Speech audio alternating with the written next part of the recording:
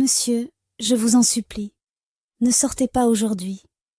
Monsieur Cyril Badiane s'arrêta net. Il venait tout juste de traverser le couloir, ajustant sa montre d'une main, ses clés de voiture dans l'autre. Et là, juste devant lui, à genoux sur les carreaux froids, se trouvait Aminata, la bonne, les yeux rouges, les mains jointes, le corps tremblant.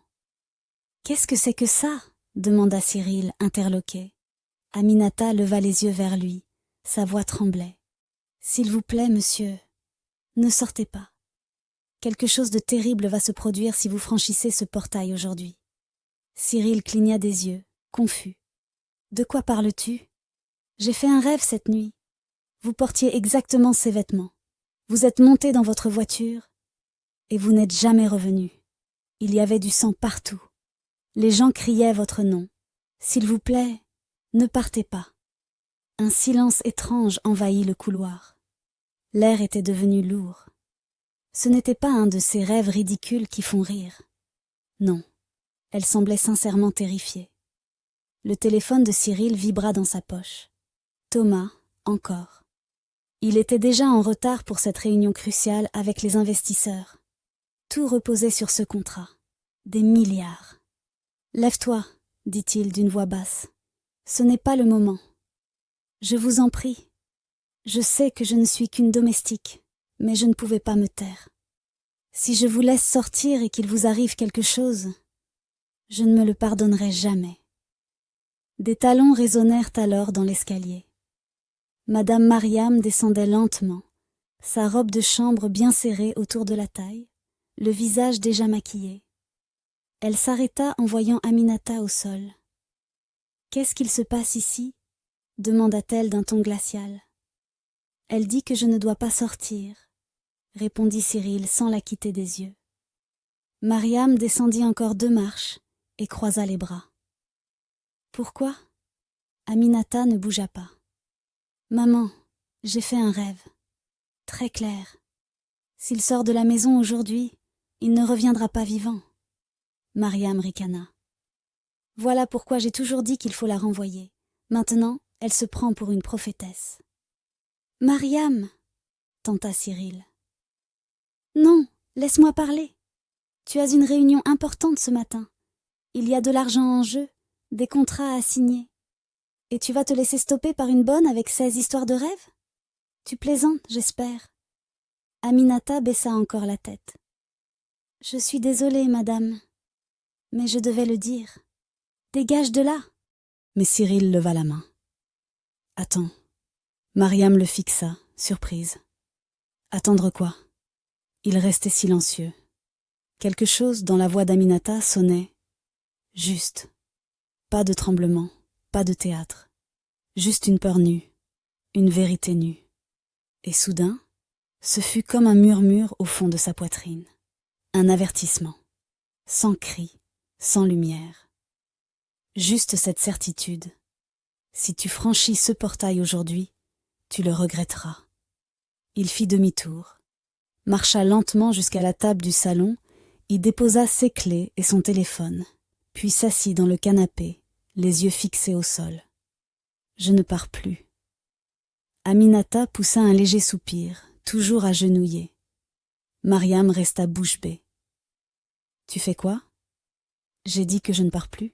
« Mais Cyril, enfin... » J'ai dit que je ne pars pas.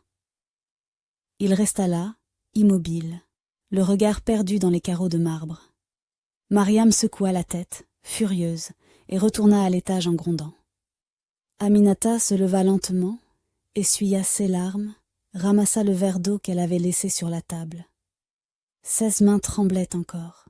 Cyril, lui, restait là, le cœur battant. Le visage de la jeune femme agenouillée hantait encore son esprit. Pourquoi cette peur dans ses yeux semblait plus réelle que tout ce qu'il avait ressenti depuis des années ? Il ignorait encore que tout ceci n'était que le début. Cyril Badiane n'était pas juste riche. Il était respecté. Il n'aimait pas les réseaux sociaux. Pas de bruit inutile. Pas d'interviews tape à l'œil, ni d'anniversaires exubérants.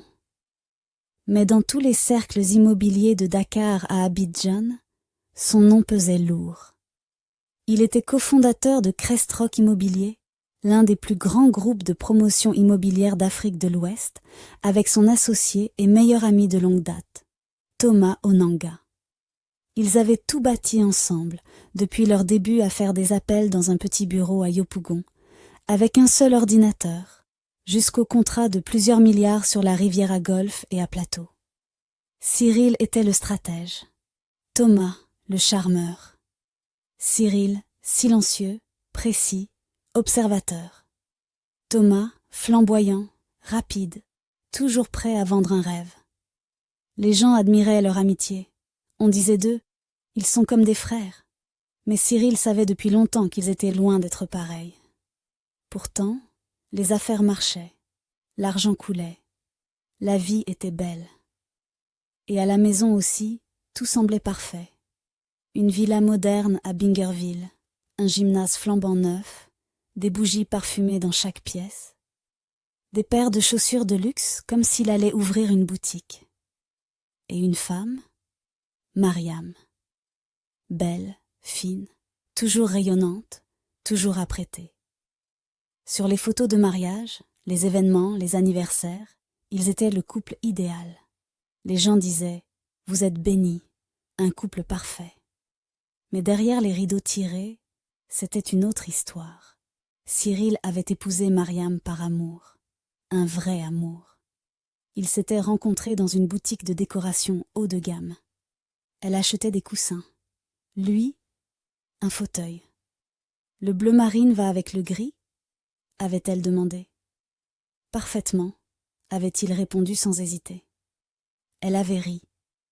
Il avait demandé son numéro. Et tout s'était enchaîné. Mais l'amour, le vrai, n'était pas resté. Dès leur 2e année de mariage, tout était clair. Mariam ne voulait pas de compagnon. Elle voulait du confort. Pas de cuisine, pas de ménage, pas de questions, juste de l'espace. Et elle détestait les bonnes.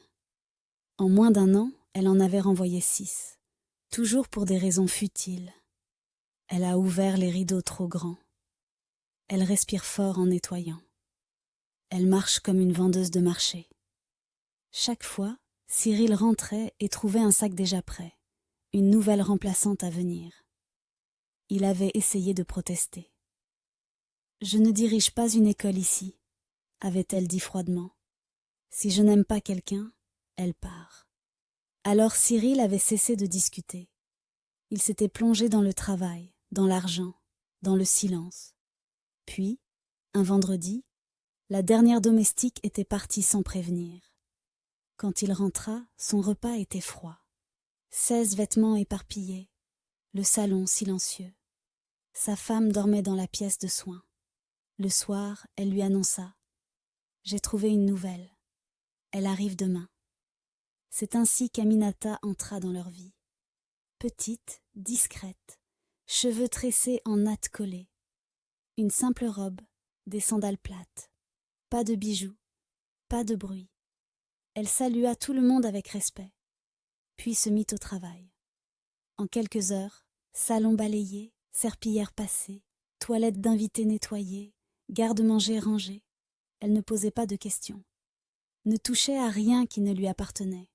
Elle bougeait comme quelqu'un qui voulait se faire oublier. Mais Cyril la remarqua, pas de la mauvaise manière. Il était simplement intrigué. La plupart des bonnes traînaient, regardaient à la télé, bavardaient. Pas Aminata. Elle se levait avant l'aube, repassait les chemises comme à l'hôtel, nettoyait les vitres sans qu'on lui demande. Même Mariam, qui ne complimentait jamais personne, avait lâché un soir. Elle est moins agaçante que les autres. C'était le plus grand éloge qu'elle avait jamais fait.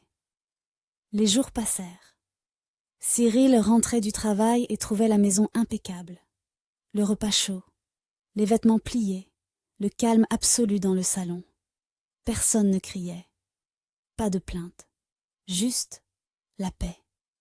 Il la regarda une fois et pensa « Enfin quelqu'un qui apporte la paix dans cette maison ». Mais ce que Cyril ignorait, c'était que la paix n'était jamais la vraie raison pour laquelle Aminata était entrée dans sa vie. Cyril était toujours assis dans le salon, silencieux. Son téléphone posé sur la table, ses clés juste à côté. La clim soufflait doucement, seul bruit dans la pièce. Il aurait dû être au bureau à 7 heures, en train de serrer des mains, signer des contrats, sourire devant les photographes. Mais non, il était là, immobile, les yeux perdus, avec cette sensation étrange dans la poitrine. Cette peur qu'il ne comprenait pas encore, ce poids dans le cœur. Il revoyait Aminata, à genoux, les larmes aux yeux, le suppliant de ne pas sortir. Sur le moment, ça lui avait paru ridicule. Mais maintenant, son téléphone vibra de nouveau. Thomas. Il soupira et décrocha. « Allô ? Mon frère, qu'est-ce qui se passe ?» La voix de Thomas était tendue. « Tu n'es pas venu. Les investisseurs sont furieux. On a failli tout perdre. »« J'ai dû annuler, » répondit Cyril, le ton plat. « Annuler quoi ? Tu te rends compte de ce qui était en jeu aujourd'hui ? Ce contrat-là, c'était de l'or pur. »« Je sais. Mais alors, parle-moi, Cyril. Qu'est-ce qui se passe ?» Cyril hésita. Il ne savait même pas comment l'expliquer. Il ne comprenait pas lui-même. Mais avant qu'il ne puisse dire un mot, un autre appel entra. L'écran afficha. Fanta, la secrétaire du bureau. Il décrocha. « Allô, monsieur ?» Sa voix tremblait. « Oui, Fanta ? C'est Jean, votre chauffeur. Il a eu un accident. » Cyril se redressa d'un coup. « Quoi ? » « Le pont du 3e plateau, monsieur. Un camion a perdu le contrôle. Il a percuté votre voiture. La Lexus que vous utilisez toujours. Elle a fait plusieurs tonneaux. Jean est à l'hôpital, inconscient. On pensait que c'était vous à l'intérieur. » Cyril abaissa lentement le téléphone. La même voiture, la même route, la même heure. Il resta figé. Pas un mot.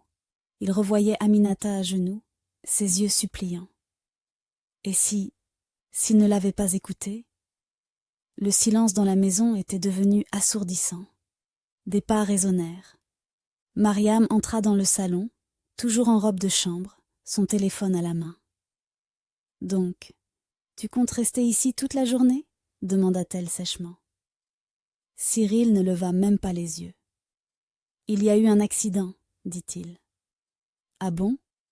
Jean a pris la voiture. Un camion l'a percutée.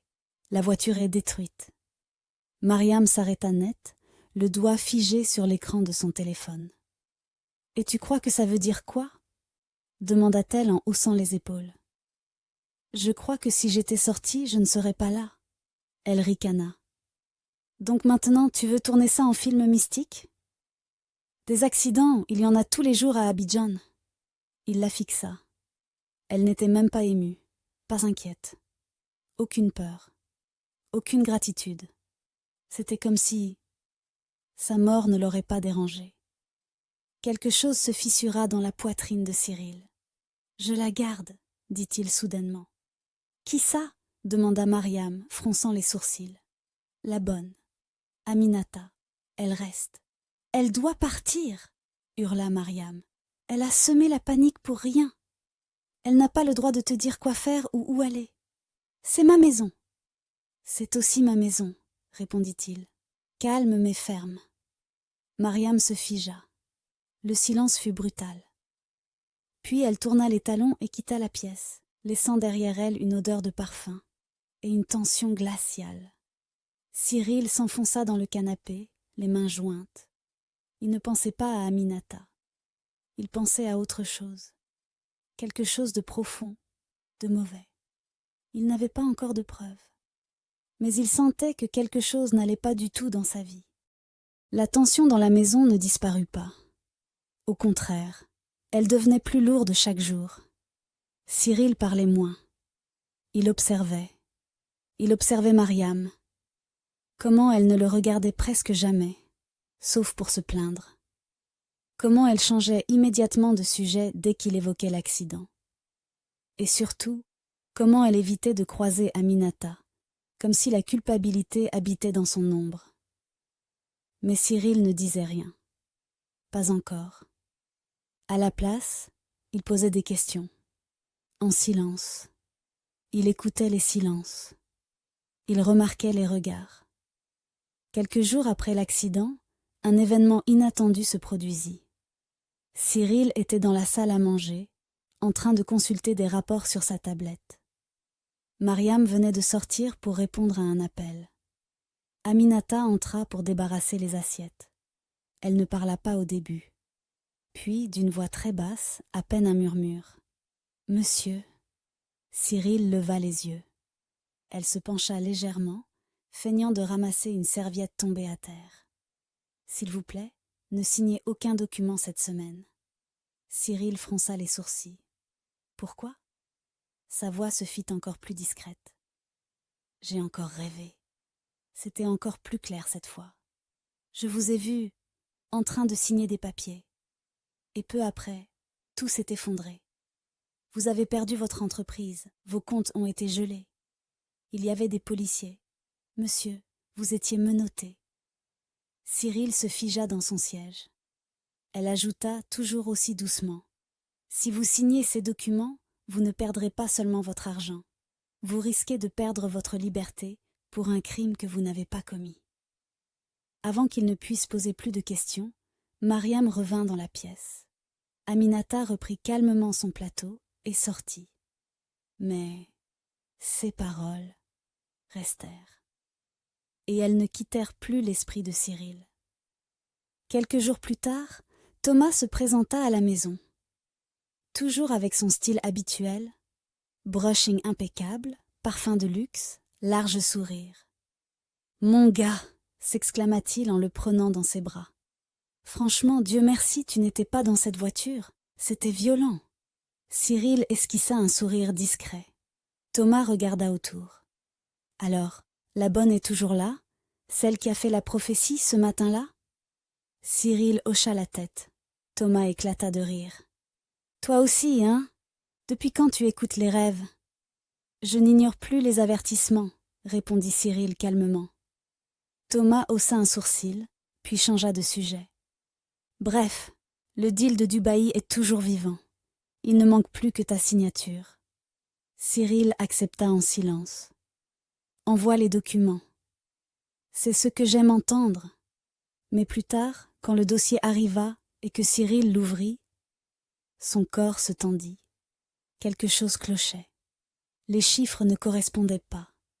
La valeur des terrains proposés était inférieure à celle qu'ils avaient convenue.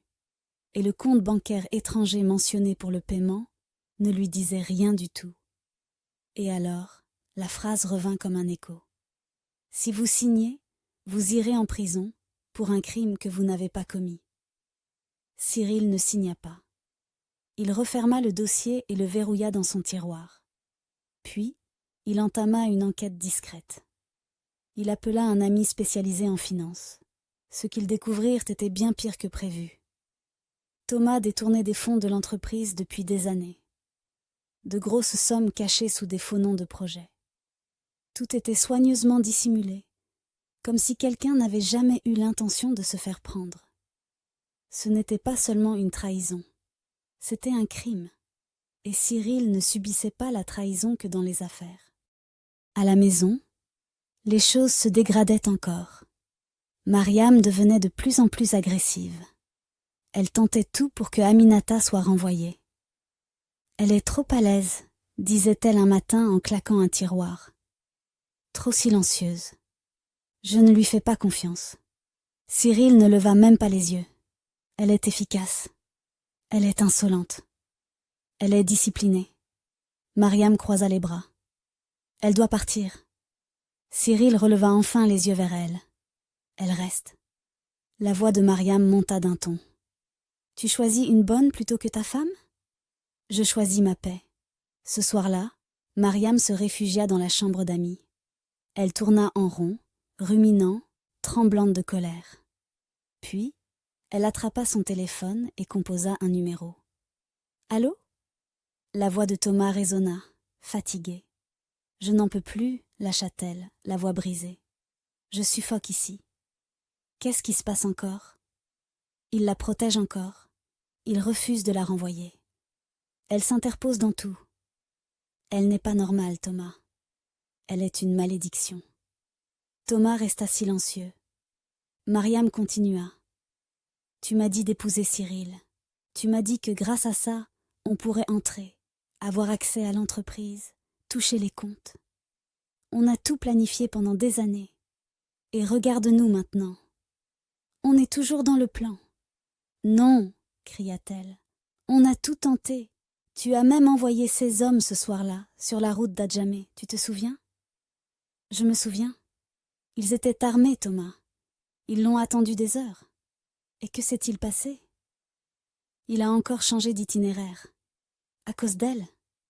C'est elle qui l'a appelé pour lui dire de prendre une autre route. Thomas soupira. C'est comme si elle sait toujours. Chaque piège, il l'évite. La voix de Mariam devint presque un murmure. Je suis fatiguée. Je déteste vivre ici.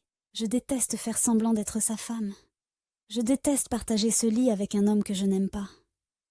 Tu m'aimes, dit Thomas doucement. Oui, répondit-elle. C'est pour toi que j'ai fait tout ça. Mais là, ça s'écroule. Et si rien ne se passe vite, je pars. Le samedi soir arriva, calme et lent. Cyril était sur le balcon, lisant des rapports financiers sur sa tablette. Mariam entra dans le salon, habillée d'une robe de voyage cintrée. Son foulard mal attaché couvrait ses tresses. Ongles fraîchement manucurés. Elle regarda son téléphone. « Je pars demain matin ?» dit-elle. Cyril ne leva même pas les yeux. « Où ça ?»« À Bouaké. Mon père ne va pas bien. Je dois aller le voir. » Il hocha la tête lentement. « D'accord. Je devrais être de retour lundi. » « Très bien. » Elle attendit. Un mot. Une question. Un bon voyage. Un geste. Mais rien. Cyril continuait de lire. Quelque chose dans ce silence la rendait nerveuse. Mais elle sourit et s'éloigna. Cyril ne bougea pas, mais à l'intérieur, il avait déjà lancé un appel. Suivez-la discrètement. Ne l'approchez pas. Ne vous faites pas remarquer. Envoyez-moi des nouvelles. Le lendemain matin, Mariam quitta la maison à 7h00. Sac à main de luxe. Sourire doux. Elle embrassa Cyril sur la joue et lui fit un signe de la main. À 8h00, le premier message tomba. Elle n'est pas allée à Bouaké. Elle est partie directement vers Marcory, hôtel-boutique, rue Adakumbo Adamala. Nom sur le registre, Madame T. Ogeneledi. Cyril lut le message, sans réaction. À 10h00, le deuxième message arriva. Thomas est arrivé. Casquette baissée, lunettes de soleil, polo noir simple. Il n'a pas pris de chambre. Il est monté directement, même étage, même chambre. Cyril fixa la photo. Puis, il s'assit en silence. Pas de choc, pas de panique. Il savait déjà. Depuis des semaines, la vérité cognait à sa poitrine. Ce n'était que la confirmation. Ils ne sortirent pas de la maison de toute la journée. À 18h00, Cyril arriva à l'hôtel dans un 4x4 noir. Il ne dit rien à son chauffeur. Pas besoin. Il descendit calmement. En entra. La réceptionniste lui sourit. Il ne sourit pas. « Chambre 207. » Elle hésita. « Vous êtes... » Il sortit son portefeuille. Déposa 2 liasses de billets neufs sur le comptoir. « Je ne serai pas long. » Elle avala difficilement sa salive, puis lui tendit un double de clés. Il ne se pressa pas. Il ne frappa pas. Il ouvrit la porte. Et ils étaient là. Mariam, en peignoir blanc, près du minibar, un verre de vin à la main. Thomas, torse nu sur le canapé, en train de faire défiler son téléphone. Ils levèrent les yeux en même temps. Tout se figea. Le verre glissa légèrement des doigts de Mariam. Thomas se leva trop vite. Cyril ne dit rien. Il entra, les regarda un à un. Mariam ouvrit la bouche, mais aucun son n'en sortit. Thomas tenta un sourire maladroit. « Cyril. »« Mon frère. » Cyril leva une main. « Ne parle pas. » Thomas se figea. Mariam tremblait. 16 lèvres bougeaient à peine. Cyril, je peux expliquer. Ne mens pas, pas ici. Elle le fixa comme si c'était un étranger. Tu m'as suivi? Je ne te fais plus confiance depuis des mois. Et maintenant, je comprends pourquoi. Thomas fit un pas en avant. Ce n'est pas ce que tu crois. C'est exactement ce que je crois, coupa Cyril. Et pire encore. Un long silence tomba sur la pièce. Cyril se tourna vers Mariam. Tu m'as épousée. Pour ça? Ses yeux se remplirent de larmes. Tu ne m'as jamais regardée. Tu étais toujours mariée à ton entreprise. Et toi, tu étais mariée à mon compte bancaire, répondit-il. Toi et ton partenaire d'affaires. Mariam baissa les yeux. Frappée. Cyril les fixa une dernière fois. J'espère que ça en valait la peine. Puis, il tourna les talons, ouvrit la porte, et partit, sans cri, sans gifle, sans bruit, juste le silence d'un homme qui venait enfin de tout voir. Ce soir-là, Cyril rentra chez lui et s'enferma dans son bureau. Il ne pleura pas, il ne cria pas, il fit 2 appels, un à son avocat, un autre à l'expert comptable de l'entreprise. Préparer les papiers de divorce et commencer le rachat des parts de Thomas. Immédiatement.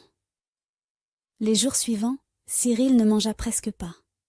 La maison était pleine de meubles, mais vide de paix. Chaque mur, chaque tableau, chaque coussin semblait se moquer de lui, comme si l'amour lui-même avait été une farce bien déguisée. La femme qu'il appelait épouse disparut, l'ami pour qui il aurait donné sa vie, mort à ses yeux, et Aminata, toujours là, silencieuse. Elle balayait les coins, repliait les draps, servait un repas qu'il ne touchait pas. Le jour où les papiers de divorce revinrent signés, Cyril ne broncha pas. Mariam ne s'était même pas déplacée. Elle avait juste dit à son avocat « Dites-lui que j'accepte tout. Je veux juste ma paix. » Sa paix. Après avoir tenté de le tuer, après avoir comploté avec un amant, après avoir dormi dans son lit chaque nuit en jouant la comédie, elle voulait la paix. Cyril signa les papiers sans trembler. Mais le feu dans sa poitrine brûlait. Ce soir-là, il retourna dans le salon. Lumières allumées, rideaux ouverts. Mais la maison avait l'air d'un cercueil doré. Il avait tout et plus rien. Et c'est à ce moment-là qu'elle entra. Aminata. Aminata entra dans le salon. Elle ne frappa pas. Elle ne chuchota pas. Elle entra comme la lumière entre dans une pièce sombre, doucement, mais impossible à ignorer. « Je pars demain, dit-elle, la voix douce mais ferme. » Cyril releva la tête depuis le canapé. Sa gorge se serra. « Pourquoi ?» demanda-t-il. Elle ne détourna pas les yeux. « Ma mission ici est terminée. » Cyril la regarda fixement. Parmi tous les gens qu'il avait connus, elle était la seule qui ne lui avait jamais menti. La seule qui avait vu les pièges et parlé. La seule qui avait risqué sa place, son confort, sa vie, pour le prévenir. « Tu n'as pas besoin de partir, » dit-il.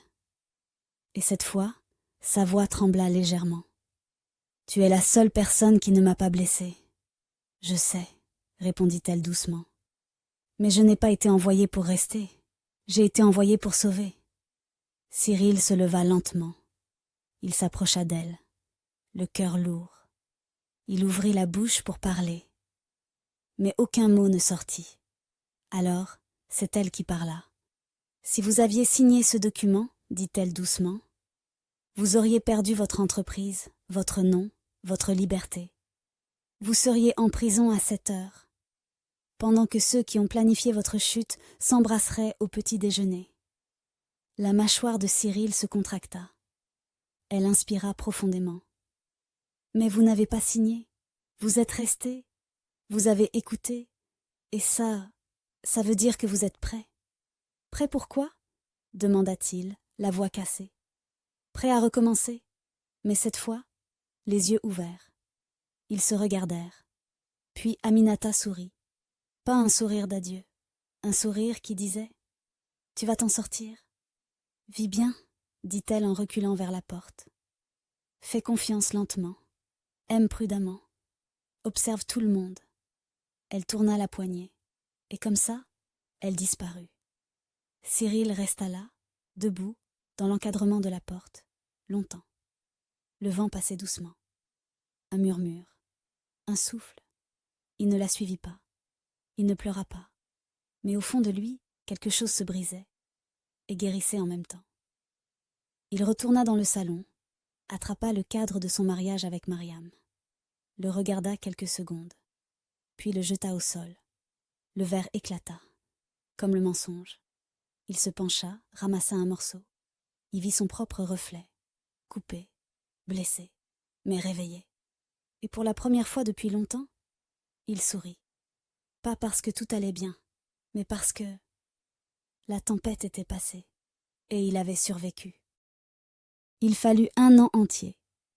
1 an de silence, de reconstruction, de renaissance. Cyril se consacra à Crestroc. Il restructura l'entreprise de l'intérieur, nettoya toute la pourriture, remplaça tous ceux qui avaient courbé l'échine devant Thomas. Il ouvrit une antenne à Boisquet, embaucha des jeunes talents, refusa les pots de vin, quitta les deals louches. Il devint enfin l'homme qu'il aurait aimé être plus tôt. Et avec le temps, les cicatrices commencèrent à s'estomper. Il se remit à marcher, à manger avec plaisir, à sourire sans forcer.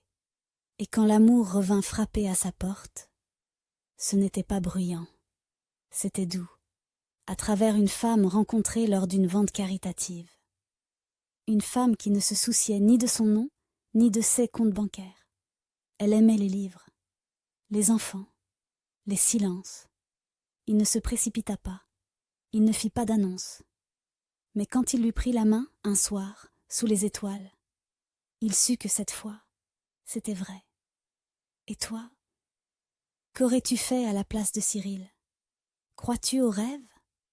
À l'instinct? As-tu déjà ressenti ce genre d'avertissement intérieur? Ou connu quelqu'un qui voit les choses avant qu'elles ne se produisent? Quelqu'un dont la vision ou l'intuition t'a un jour protégé d'un danger ou révélé une vérité que tu refusais de voir? Raconte-nous ton histoire en commentaire. On lit tous vos messages avec attention. Merci d'avoir suivi cette histoire jusqu'au bout.